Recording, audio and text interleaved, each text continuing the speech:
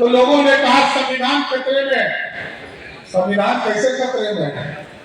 10 साल तक आदरणीय नरेंद्र मोदी जी की सरकार इस देश में रही, ऐसा था, और उसके बाद भी लोग प्रश्न उठा रहे हैं कि आरक्षण खत्म हो जाए, संविधान खतरे में। अरे भारतीय जनता पार्टी तो वो पार्टी है जिसने 1950 में भी संविधान जब बन रहा था तब भी दलितों को और आदिवासियों को आरक्षण देने का समर्थन जनसंघ के लोगों ने किया था। और पंडित नेहरू प्रधानमंत्री थे साथियों। पंडित नेहरू ने सभी मुख्यमंत्रियों को लिखकर विरोध करने का काम किया था, लेकिन कांग्रेस पार्टी सब दिन कहते रहती है कि संविधान खतरे में। पनोरमा ग्रुप, जो सोचता है वो करता है। आपके अपने सपनों का आशियाना। नमस्कार, आप देख रहे हैं सिटी पोस्ट लाइव और मैं हूं आपके साथ प्रभाकर पांडे। आपको बता दें कि एसके मेमोरियल हॉल में उप मुख्यमंत्री सम्राट चौधरी सभा के संबोधित कर रहे थे। सभा को संबोधित करते हुए उन्होंने कहा कि कांग्रेस पार्टी भारत में अत्याचार कर रहे थे, वो गरीबी नहीं गरीबों को हटाने का काम कर रहे थे।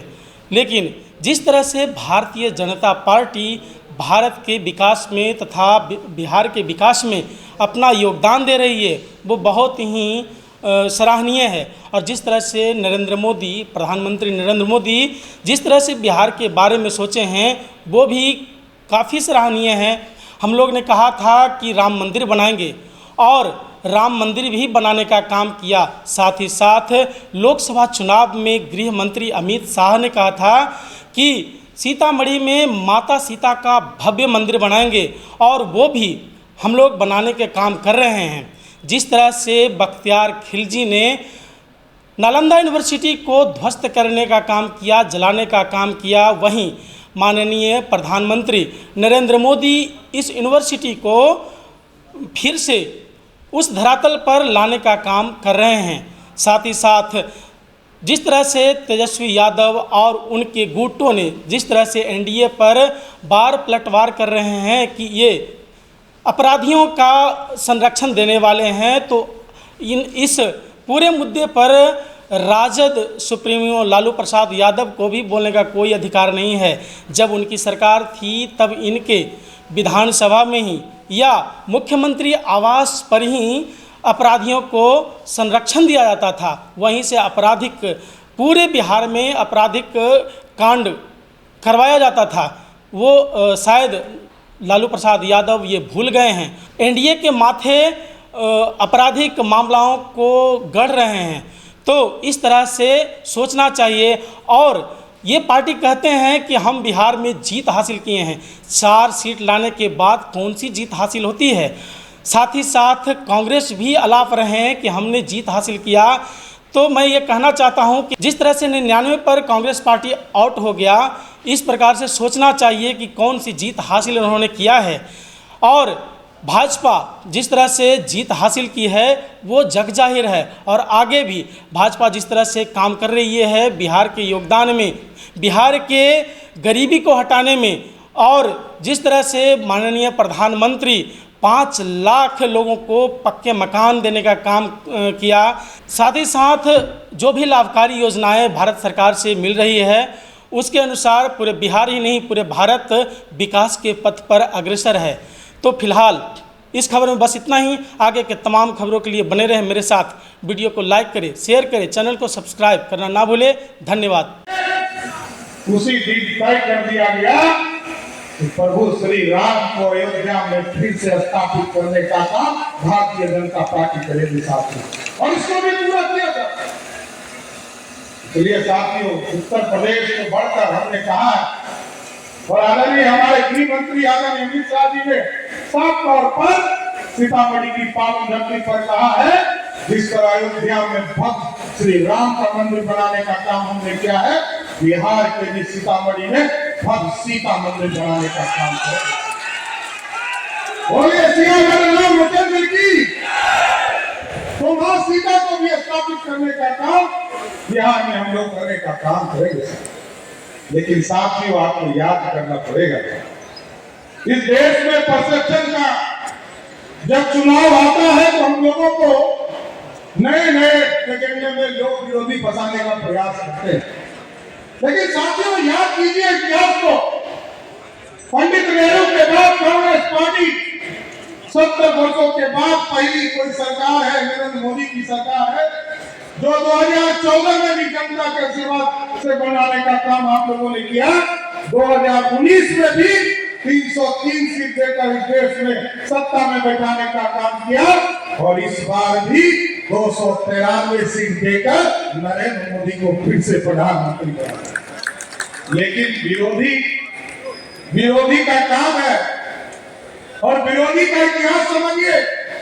इस देश में 1985 के बाद कोई सरकार एब्सोल्यूट मेजॉरिटी वाली सरकार नहीं आई थी, लेकिन कोई एक नेतृत्व करता जिसने पूरे गठबंधन का स्वरूप बनाकर, एनडीए के स्वरूप बनाकर पहली बार 1985 के बाद किसी प्रधानमंत्री ने सरकार बनाने का काम तीसरी बार किया है, वो सिर्फ और सिर्फ नरेंद्र मोदी है, दूसरा किसी ने नहीं किया। और याद कीजिए, इतिहास याद कीजिए, 1989 में जनता दल की सरकार बनी थी साथियों, भाजपा ही समर्थन कर रही है। 84 सांसद हमारे थे और 143 सांसद ही उस समय जनता दल के हुआ करते थे। कांग्रेस पार्टी 197 सांसद वाली थी। प्रमोद जी ने जाकर चाइना में कहा था कि हम ऐसी सरकार के पार्टनर हैं जिस पार्टनर के रूप में जो सरकार तीसरे नंबर की, दूसरे नंबर की पार्टी है, उसको हम समर्थन करने का काम है। लेकिन साथियों, याद कीजिए, इतिहास में कांग्रेस पार्टी को भी एब्सोल्यूट मेजॉरिटी कभी नहीं आया। 243 सीट 1991 में कांग्रेस पार्टी को हुआ आया था साथियों, वो भी एब्सोल्यूट मेजॉरिटी नहीं था। परसेप्शन बनाया जा रहा है कि मोदी हार गए। कौन हार गए? अरे बिहार जैसे प्रदेश में तो आपके आशीर्वाद से हम लोगों ने 75% सीटें एनडीए के लोगों ने जीतने का काम किया। कौन कह रहा? और वो राष्ट्रीय जनता दल कहती है जिसको 4 सीट आई है, ज्यादा नहीं 4, ओनली 4, और वो कहती है कि हम बिहार में हम लोगों ने चीजों को स्थापित करने का काम किया। और कांग्रेस पार्टी जो राष्ट्रीय स्तर पर है वो कहती है कि हम जीत गए। कैसे जीत गए? 33 पार्टी मिलकर भी 240 सांसद नहीं पूरे, 33 पार्टी। हम अकेले एक पार्टी, भारतीय जनता पार्टी अकेले 240 सीटों पर जीती, और हमारे गठबंधन के लोग पूरे देश में 53 सीटों पर जीतने का काम किया है। ये नया गठबंधन नहीं है, ये कोई चुनाव के बाद पोल इलेक्शन का रिजल्ट नहीं है। हम चुनाव के पहले समझौता करके चुनाव मोर्चा के साथ गठबंधन, राष्ट्रीय लोक मोर्चा के साथ गठबंधन, हम गठबंधन पहले भी चुनाव के पहले हमने बताने का काम किया, और चुनाव के बाद भी हम उसी गठबंधन में सरकार बनाएंगे। लेकिन लूडो खेलते हैं ना, तो लूडो पे जब 99 पे लोग रह जाता है, एक के बाद सांप काटता है तो कहां पहुंचता है? सीधे 0 पे पहुंच जाता है। इसलिए साथियों, हम लोगों को 2025 के चुनाव के मद्देनजर पूरी व्यवस्था को खड़ा करना है और इस पूरे परसेप्शन से बाहर आना है।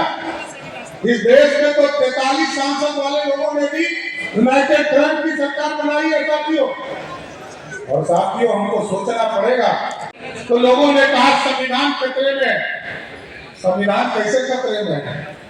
10 साल तक आदरणीय नरेंद्र मोदी जी की सरकार इस देश में रही, ऐसा है, और उसके बाद भी लोग प्रश्न उठा रहे हैं कि आरक्षण खत्म हो जाए, संविधान खतरे में। अरे भारतीय जनता पार्टी तो वो पार्टी है जिसने 1950 में भी संविधान जब बन रहा था तब भी दलितों को और आदिवासियों को आरक्षण देने का समर्थन जनसंघ के लोगों ने किया था।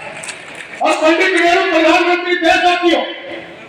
पंडित नेहरू ने सभी मुख्यमंत्रियों को लिखकर विरोध करने का काम किया था, लेकिन कांग्रेस पार्टी सब दिन कहते रहती है कि संविधान खतरे में।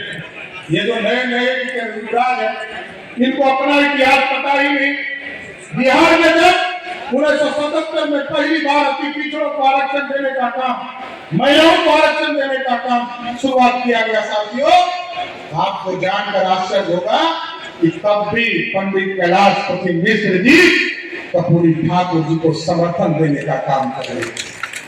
तब आरक्षण मिला था साहब। और 89 में जो मंडल कमीशन, लालू जी कहते हैं कि हमने आरक्षण दिया, पूछिएगा, मैं तो मीडिया के साथियों से आग्रह करूंगा कि राजद के लोगों से पूछिए, 15 वर्षों तक लालू प्रसाद जी का राज रहा, एक वर्ग को आरक्षण दिया, एक व्यक्ति को आरक्षण दिया, मंडल कमीशन वीपी सिंह जी ने दिया, और वीपी सिंह जी को समर्थन किसने दिया?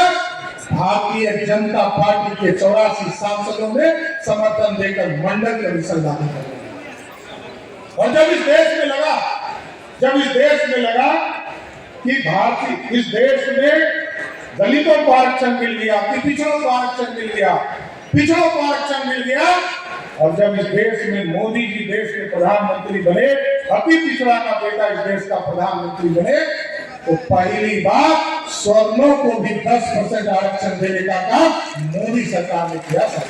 हम सबका साथ, सबके विकास की बात कर रहे हैं, हम सबको साथ लेकर चलना चाहते हैं। लेकिन मैं धन्यवाद देना चाहता हूँ आज इस मंच, हमारे एक एक कार्यकर्ता, एक एक बूथ अध्यक्ष, हमारे संगठन के एक एक कार्यकर्ता सभी जगह लगे रहे। और आपको जानकर आश्चर्य होगा कि 243 सीटों में से 174 विधानसभा क्षेत्र में हम सभी जगह चुनाव जीतने का काम किए। ये एक स्पष्ट संदेश देता है कि हमारे कार्यकर्ता, चाहे वो बूथ अध्यक्ष हो, हमारे बूथ की कमेटी हो, चाहे वो शक्ति केंद्र के लोग हो, चाहे वो मंडल के टीम हो, जिला के टीम हो, सबने मुस्तैदी के साथ पूरे एनडीए को जिताने का काम किया। हम सबके साथ सबके विकास की बात कर रहे हैं, और स्वाभाविक है ये पूरे परसेप्शन को बताना पड़ेगा। आप जब चर्चा करते हैं जरूर एक चीज बैठकर जरूर चर्चा करें, लोगों को डिमोरलाइज होने की जरूरत नहीं है। लोग कहते हैं अरे विरोधी तो ये हल्ला करेगा ही कि भाजपा को 240 सांसद मिले, 272 नहीं मिले, लेकिन हम तो एनडीए लड़ रहे थे।